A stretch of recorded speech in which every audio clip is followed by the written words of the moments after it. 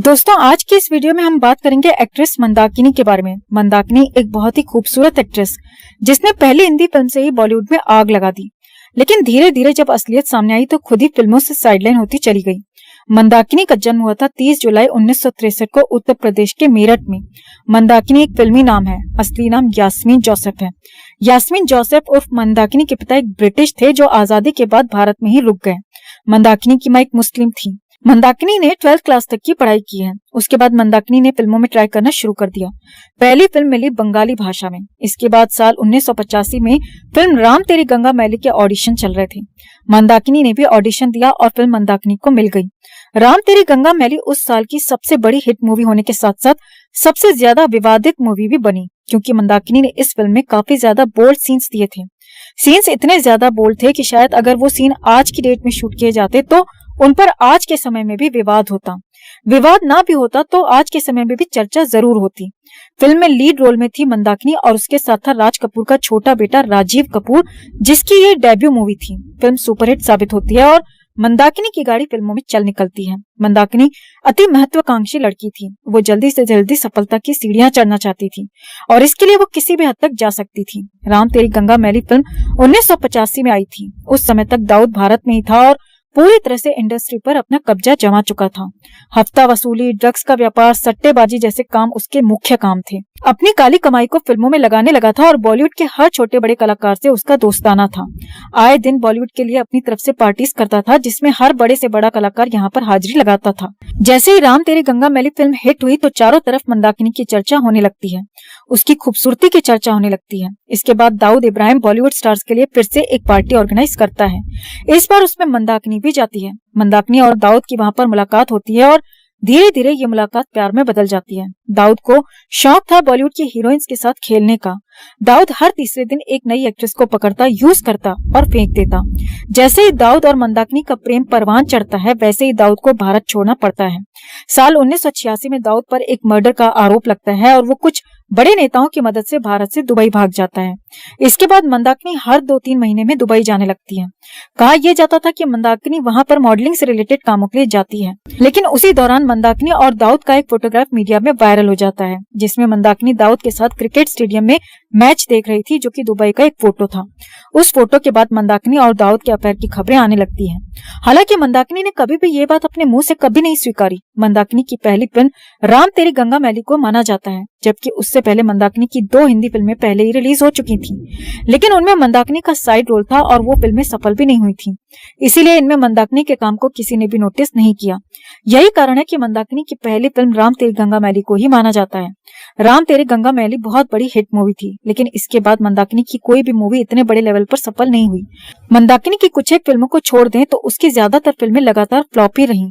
इसके बावजूद मंदाकिनी के पास फिल्मों के ऑफर्स की कोई कमी नहीं थी।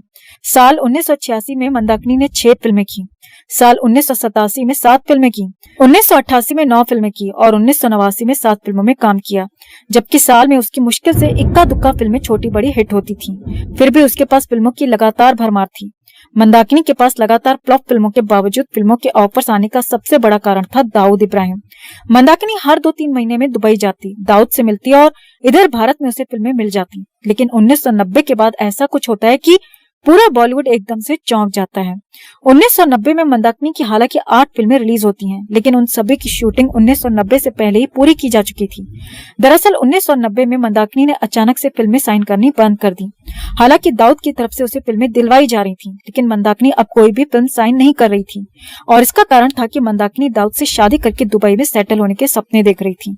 इधर उसने दाऊद से शादी को कहा और तभी दाऊद ने उसके सर से अपना हाथ हटा लिया। दाऊद बॉलीवुड के एक्ट्रेसेस को सिर्फ मन बहलाने के लिए यूज करता था और आज भी करता है। दाऊद किसी एक्ट्रेस से प्यार नहीं करता था कि उनसे शादी कर ले, लेकिन मंदाकिनी को लगा कि दाऊद उससे सच में प्यार करता है और उससे शादी भी करेगा। इसी वहम ने मंदाकिनी के पूरे करियर को तबाह कर दिया। मंदाकिनी ने जैसे ही दाऊद से शादी को कहा तो दाऊद ने उसे साइडलाइन कर दिया और उसे फिल्में दिलानी बंद कर दी। इसके बाद मंदाकिनी 1991 में एक हिंदी फिल्म में दिखाई देती है और एक बंगाली में।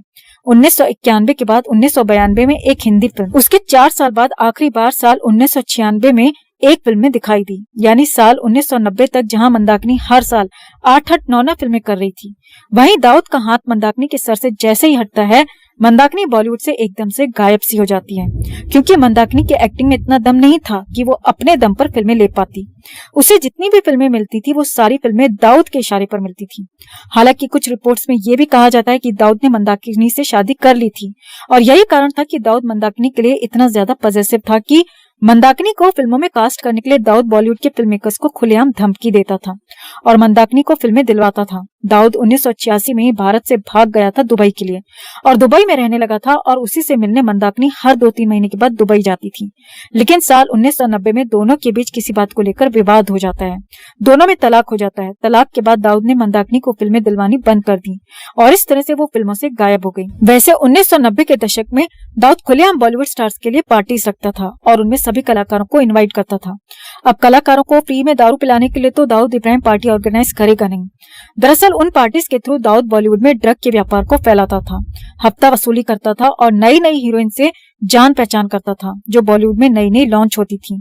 उन्हीं पार्टीज में जो उसे पसंद आती थी वो उसके साथ जी भर के मस्ती करता था और मन भरने पर उन्हें साइडलाइन कर देता था। 1986 तक दाऊद भारत में रहकर ऐश कर रहा था। 1986 में जब दाऊद दुबई भाग गया तो फिर वहां पर पार्टी करने लगा। 1980 और 90 की शायद ही कोई ऐसी एक्ट्रेस हो जो खूबसूरत हो और दाऊद की नजरों से बची हो। दाऊद की पकड़ 1980 के बाद बॉलीवुड पर लगातार बनी हुई थी, जो आज भी बनी हुई है। वो अपने इशारे पर इस पूरे बॉलीवुड को तभी से नचाता हुआ आ रहा है। खैर, वापस आते हैं मंदाकिनी पर। मंदाकिनी और दाऊद का ब्रेकअप या तलाक हुआ 1990 के शुरुआती महीने में और 1990 खत्म होते होते मंदाकिनी ने दूसरी शादी कर ली। मंदाकिनी की दूसरी शादी जिससे हुई थी वो एक पूर्व बौद्ध भिक्षु हैं जो कि एक डॉक्टर भी हैं। आज मंदाकिनी मुंबई में रहती है। उसके 2 बच्चे हैं, एक बेटा है और एक बेटी। कुछ रिपोर्ट्स में यह भी कहा जाता है कि मंदाकिनी का एक बेटा साल 2000 में एक कार एक्सीडेंट में मारा गया था, लेकिन ये सिर्फ एक अफवाह थी। मंदाकिनी का बेटा और बेटी दोनों जीवित हैं और मंदाकिनी के साथ रहते हैं महाराष्ट्र में। मंदाकिनी आज लाइमलाइट से दूर है और एक सिंपल जिंदगी जी रही है, लेकिन उसने बॉलीवुड के अपने छोटे से करियर में जो गुल खिलाए थे वो आज भी सोशल मीडिया पर जिंदा है। वैसे तो मंदाकिनी का 1996 के बाद बॉलीवुड से शायद ही कोई रिश्ता रहा हो, लेकिन वो आज भी बॉलीवुड में अपने दोस्तों से मिलती रहती है। ये बात उसने खुद एक इंटरव्यू में कही थी जो कि साल 2005 में हुआ था। 2005 में एक मैगजीन को दिए इंटरव्यू में जब मंदाकिनी से उसके पिछले जीवन के बारे में पूछा गया था तो उसने दाऊद के साथ अपने सभी रिश्तों को नकार दिया था। उल्टा उसने एक बयान दिया था कि उस दौर में जिस दौर में मंदाकिनी काम करती थी, यानी 1985 से 90 के आसपास, उस दौर में ऐसा कोई भी कलाकार बाकी नहीं था जो दाऊद की पार्टीज में नहीं जाता हो। मेल फीमेल हर कोई दाऊद की पार्टी में जाकर हाजिरी लगाता था। ये बयान था उसका। मंदाकिनी के बारे में जो काफी लोग जानते भी होंगे और काफी लोग अनजान भी होंगे, लेकिन दाऊद के साथ मंदाकिनी का नाम काफी लंबे समय तक जुड़ा था। ये एक सच्चाई है। मंदाकिनी और दाऊद के रिश्ते की सच्चाई पर आपका क्या कहना है? कमेंट में आप भी अपनी बात, अपनी राय जरूर रखें। वीडियो को लाइक और शेयर कर अपना प्यार और सपोर्ट भी जरूर दिखाएं। चैनल को सब्सक्राइब कर चैनल के साथ जुड़कर हमारी आवाज बने।